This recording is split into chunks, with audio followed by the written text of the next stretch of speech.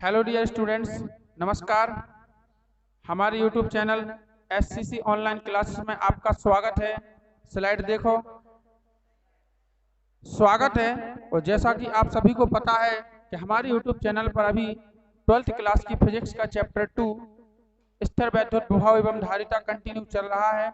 तो उसी की श्रृंखला को आगे बढ़ाते हुए हमारा आज का टॉपिक है आंशिक रूप से परावैद्युत माध्यम की उपस्थिति में समांतर प्लेट संधारित्र की धारिता का व्यंजक। ठीक है, और इससे पहले हम गोलीय संधारित्र की धारिता का व्यंजक भी पढ़ चुके हैं और समांतर प्लेट संधारित्र की धारिता का व्यंजक भी पढ़ चुके हैं। तो प्लीज जो हम पढ़ चुके हैं इन वीडियो को सबसे पहले देख लें, इसके बाद ये वीडियो देखें, तभी आपको समझ में आएगा।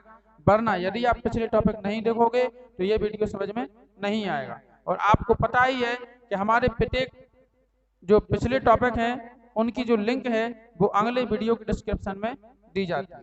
ठीक है, तो उसे निकाल कर आप जरूर देख लें या प्ले लिस्ट के माध्यम से भी आप देख सकते हैं। चलिए तो हम इसको देखते हैं। तो ये हमारा आंशिक रूप से परावैद्युत माध्यम की उपस्थिति में, ठीक है, समांतर प्लेट संधारित्र का यह डायग्राम है। अब इस डायग्राम को समझो पहले कि इस डायग्राम में हो क्या रहा है। ठीक है, देखिएगा सभी लोग इधर देखो। अब डायग्राम को समझो कि डायग्राम में क्या हो रहा है। ये है आपका पूरा का पूरा जो है वो समांतर प्लेट संधारित्र है। क्या नाम है इसका? समांतर प्लेट। समांतर प्लेट क्यों? देखते जाओ, बोलते जाओ साथ में। तो ये समांतर प्लेट संधारित्र। अब ये ए और बी क्या है इसकी? ये दो धातु की प्लेटें हैं। समांतर प्लेट संधारित्र की क्या है? जो दो प्लेटें हैं, ए और बी दो धातु की प्लेटें हैं। राइट। अब ये धातु की प्लेट हो गई और जो एक दूसरे की क्या रखी हुई है? समांतर। समांतर है। अच्छा, इन प्लेटों के जो बीच की दूरी है वह कितनी है? स्मॉल डी है।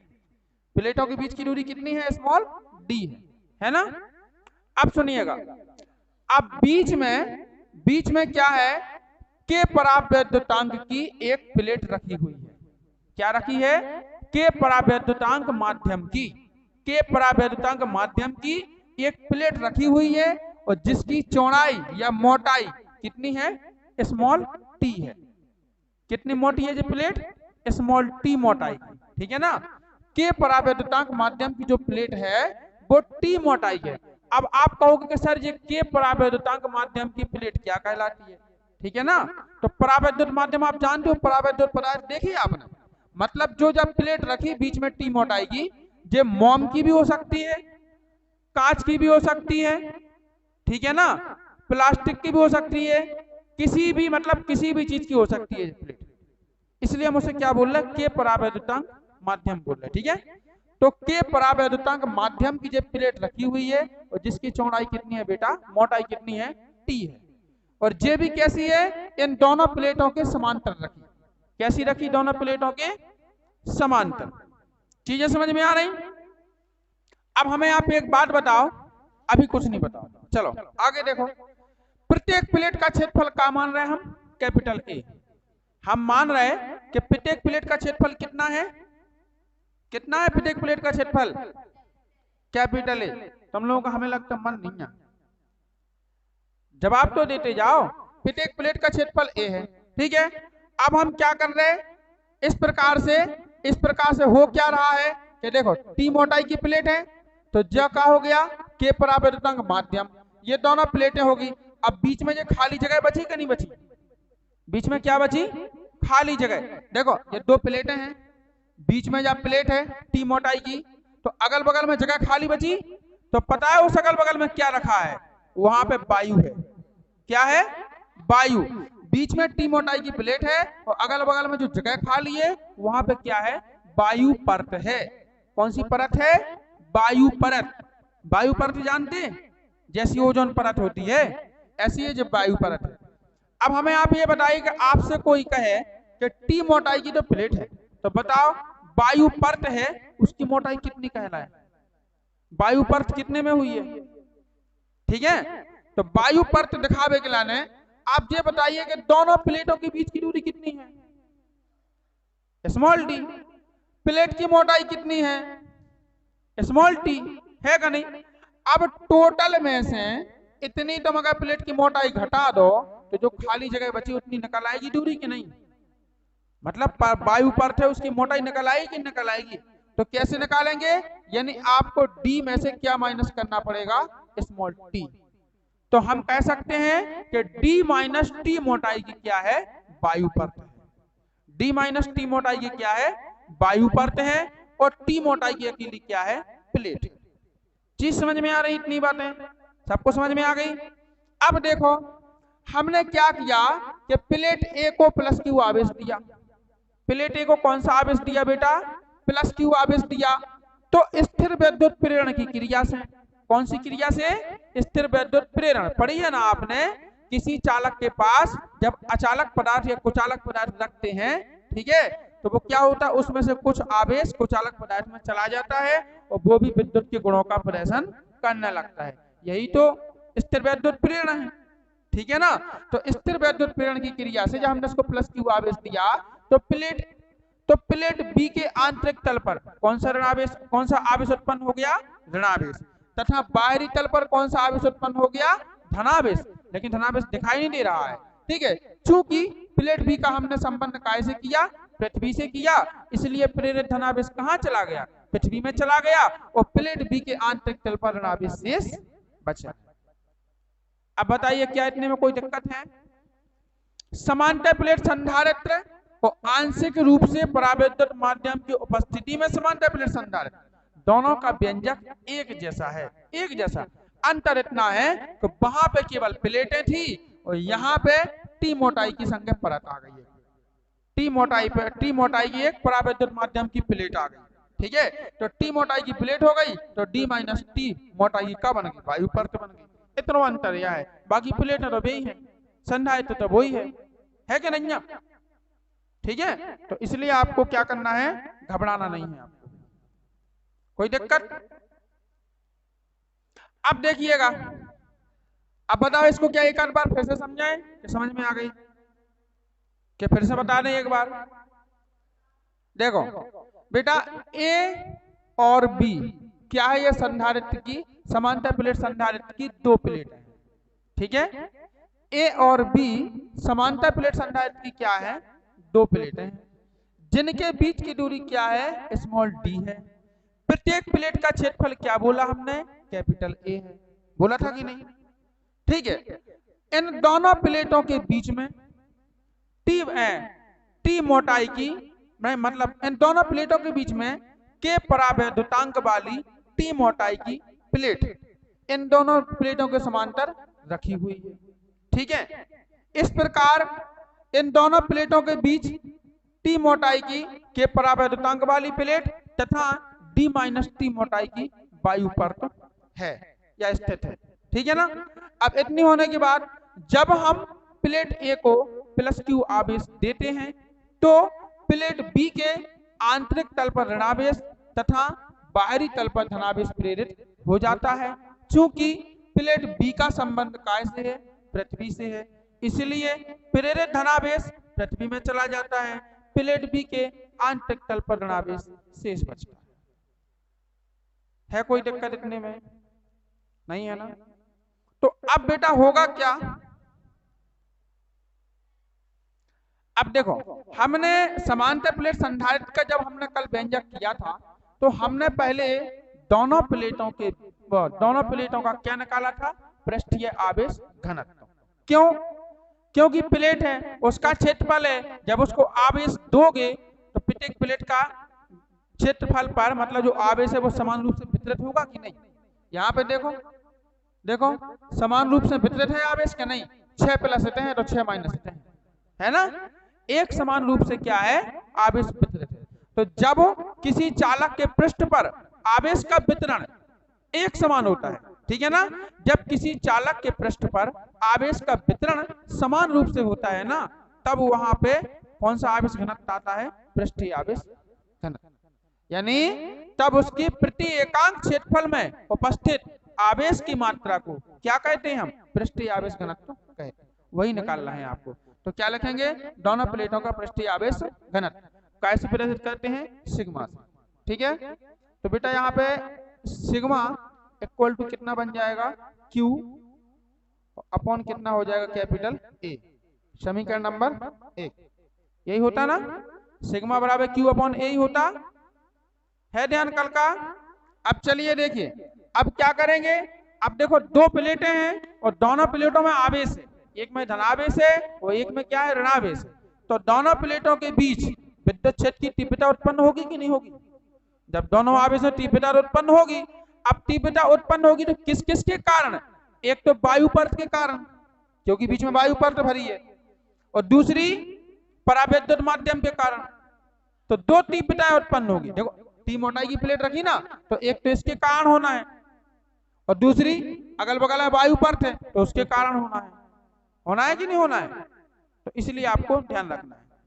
तो हम क्या करेंगे, पहले लिखेंगे वायु परत के कारण दोनों प्लेटों के बीच विद्युत क्षेत्र की तीव्रता। किसके कारण? वायु परत के कारण दोनों प्लेटों के बीच विद्युत क्षेत्र की तीव्रता। ठीक है, तो अब वायु के कारण है तो वायु को हम कैसे दर्शा रहे हैं, तीव्रता को ई और संकेत में ए। ठीक है, ए मीन्स क्या होता है, एयर होता ना, एयर मीन्स हवा, तो ई ए से हम दर्शा रहे हैं। तो ई इक्वल टू कितना हो जाएगा? अब ये तो आपको पता है कि तीव्रता का सूत्र होता है सिग्मा और अपॉन कितना होता है, एप्सिलॉन 0 होता कि नहीं?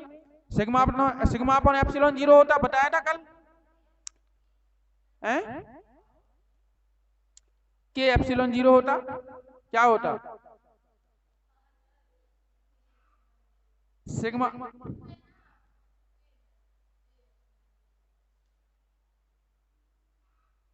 कहाँ है स्मॉल ए? सिग्मा अपॉन एप्सिलॉन 0 होता केवल तीव्रता का सूत्र, समीकरण 1 से मान रखेंगे ना सिग्मा का, तभी तो होगा। सही है, हाँ। तो सिग्मा ई ए बराबर होगा आपका सिग्मा अपॉन एप्सिलॉन 0।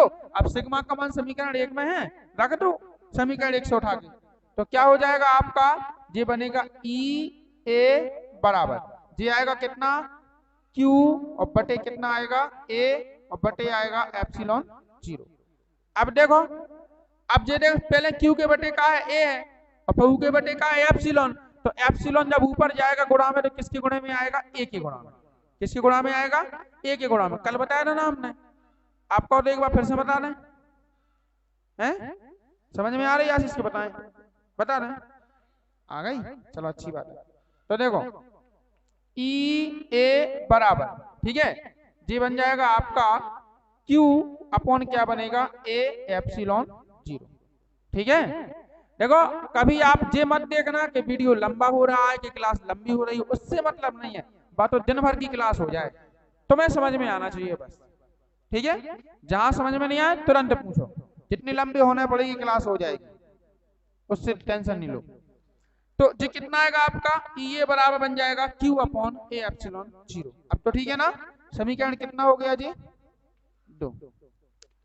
अब काय में निकालना है, अब माध्यम में, टी मोटाई की प्लेट है ना, तो अब क्या करेंगे हम, माध्यम में निकालेंगे। ठीक है, तो माध्यम में विद्युत क्षेत्र की तीव्रता, तो माध्यम के लिए के लग जाएगा और क्या है, तो माध्यम में विद्युत क्षेत्र की तीव्रता, तो माध्यम के लिए क्या कर रहे हैं हम, ई और संकेत में एम, माध्यम मीडियम मीन्स होता ना, एम ले रहे हैं, तो ई संकेत में एम बराबर, तो ये क्या होगा बेटा आपका सूत्र वही होगा, सिग्मा अपॉन के एप्सिलॉन 0। अब वायु परत में केवल एप्सिलॉन 0 लिखा था ना कि नहीं, अब यहाँ पे माध्यम है तो हमने साथ में के जोड़ दिया, तो क्या हो गया, सिग्मा अपॉन के एप्सिलॉन 0। क्या नहीं आ रही समझ में, आ गई? इसको सिग्मा का मान रख दो, कहां से, समीकरण 1 से सिग्मा का मान रखेंगे तो ये बनेगा आपका ई संकेत में एम बराबर, अच्छा सिग्मा का मान क्या है बेटा, क्यू अपॉन ए और बटे कितना है, के एप्सिलॉन 0 है कि नहीं? तो फिर कितना हो जाएगा, फिर बनेगा अपना, यहां से लिख रहे हैं हमें, ई संकेत में एम बराबर, ये बनेगा क्यू अपॉन के ए एप्सिलॉन 0। अब समीकरण कितने हो गए, कितने हो गए, 3 हो गए। अब जाओगी विद्युत क्षेत्र की तीव्रता, इतने में कोई दिक्कत है? दोनों तीव्रताएं हो गई, एक वायु परत में हो गई और एक काय में हो गई, माध्यम में हो गई तीव्रता। ओके, अब इसके बाद हमने क्या निकाला था पिछले में? विभवांतर। दोनों प्लेटों के बीच क्या निकाला था? विभवांतर। तो दोनों प्लेटों के बीच विभवांतर क्या, क्योंकि देखना दोनों प्लेटों में आवेश है ना, एक में धनावेश एक में ऋणावेश है, तो विद्युत क्षेत्र की तीव्रता भी उत्पन्न होगी और साथ में विभव भी उत्पन्न होगा। विभवांतर एक बार प्लस के कारण होगा और एक बार माइनस के कारण होगा विभव उत्पन्न।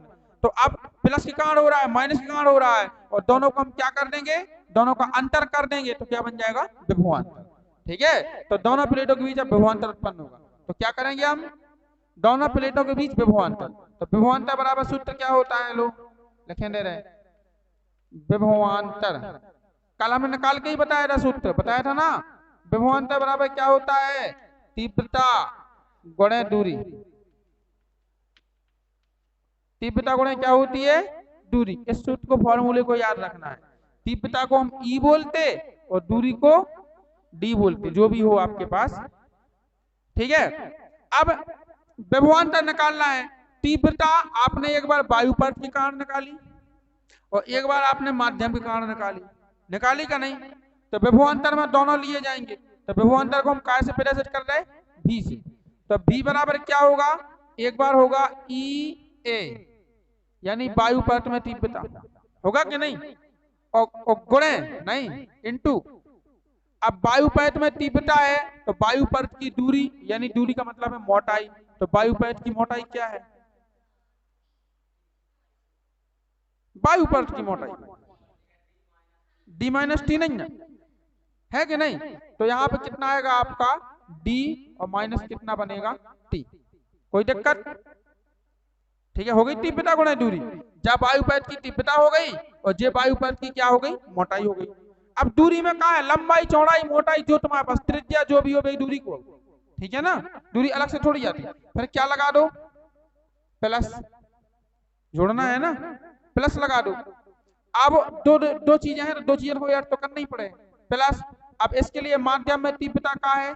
EM है ना, और इसके लिए दूरी क्या है? इनटू प्लेट की मोटाई के परावैद्युत माध्यम की जो प्लेट है उसकी मोटाई कितनी है? T, तो T रख दे। इतने में कोई दिक्कत आई? नहीं। अब क्या करो? कुछ नहीं करना, EA और EM के मान उठा कर रख दो, EA और EM के मान रख दो। हाँ जी, कौन सा? हाँ जो सूत्र है विभवांतर बराबर तीव्रता गुणे दूरी।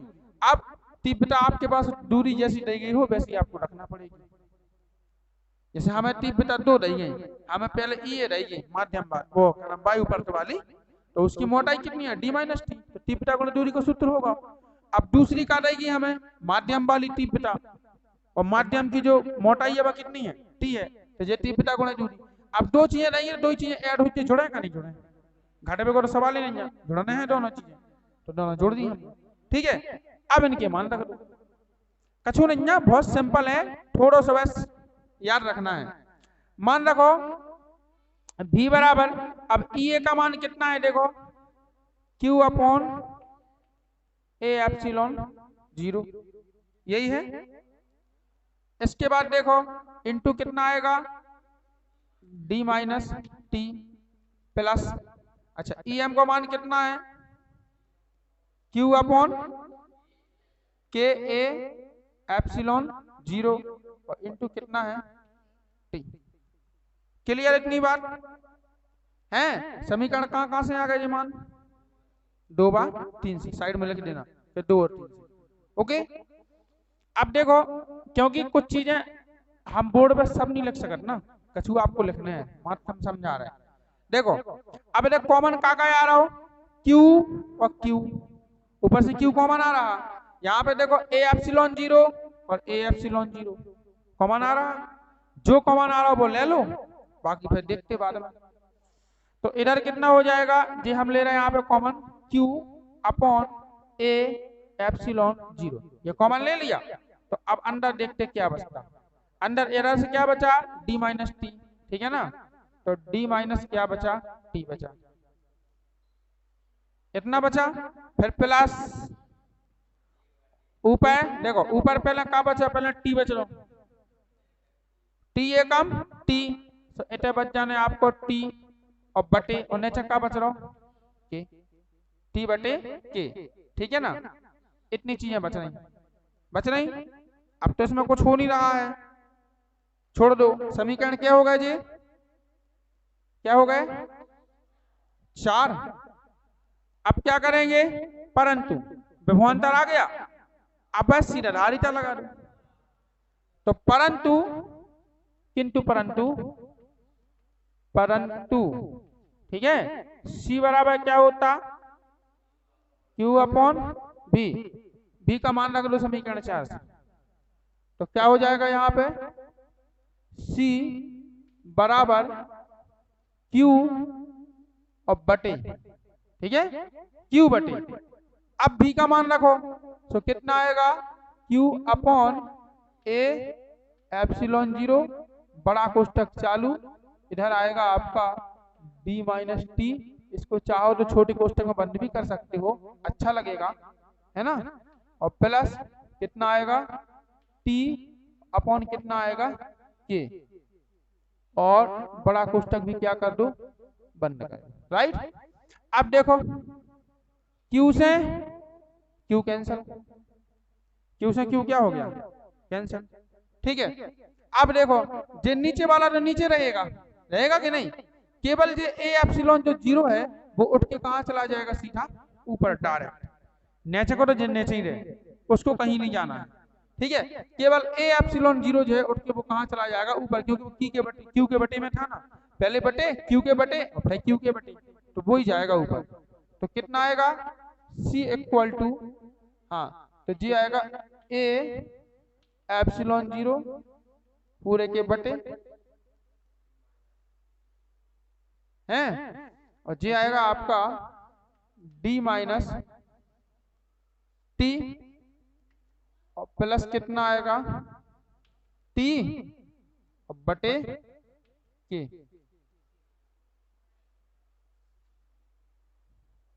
देखो इतना ही है, हैं? चेक करो फेयर में बुक में,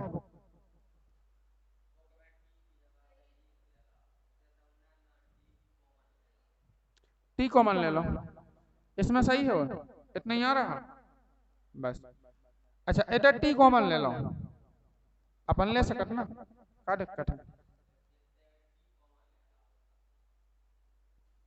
यहाँ पे इसमें से के पूरे में से, पूरे में से लिया आओ आओ आओ, अच्छा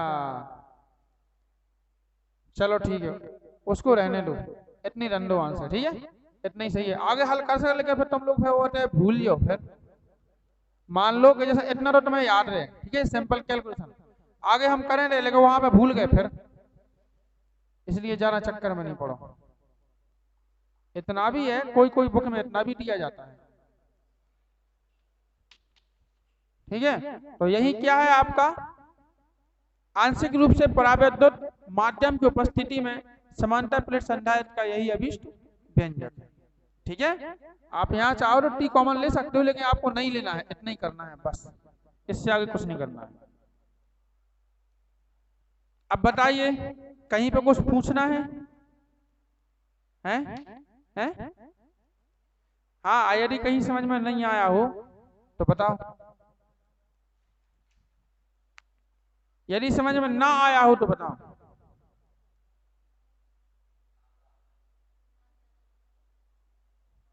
ठीक है, तो इस प्रकार से हमारा ये आज का जो टॉपिक है, आंशिक रूप से परावैद्युत माध्यम की उपस्थिति में समांतर प्लेट संधारित्र का व्यंजक, जो कंप्लीट हुआ। यदि आपको वीडियो पसंद आया हो तो वीडियो को लाइक करें, शेयर करें, और जहां समझ में ना आए कमेंट करके जरूर पूछें, ठीक है। और हाँ, हमारे चैनल को अधिक से अधिक सब्सक्राइब करें, क्योंकि हम आपके लिए इतनी मेहनत कर रहे हैं, इतनी मेहनत से पढ़ा रहे हैं, तो इतना तो आप कर ही सकते हो कि मतलब हमारे जो चैनल को सभी बच्चों सब्सक्राइब करवाएं, ठीक है, और हमारे चैनल से पढ़ाई करें, इतना तो आप पे बनता है, क्योंकि इसमें हमारा कोई स्वार्थ नहीं है, हमारा क्या जाएगा, क्या मिलेगा हमें। ठीक है, ये सुविधा सिर्फ आप लोगों के लिए ही दी जा रही है, इसलिए आप इस बात का ध्यान रखें। जय हिंद, वंदे मातरम।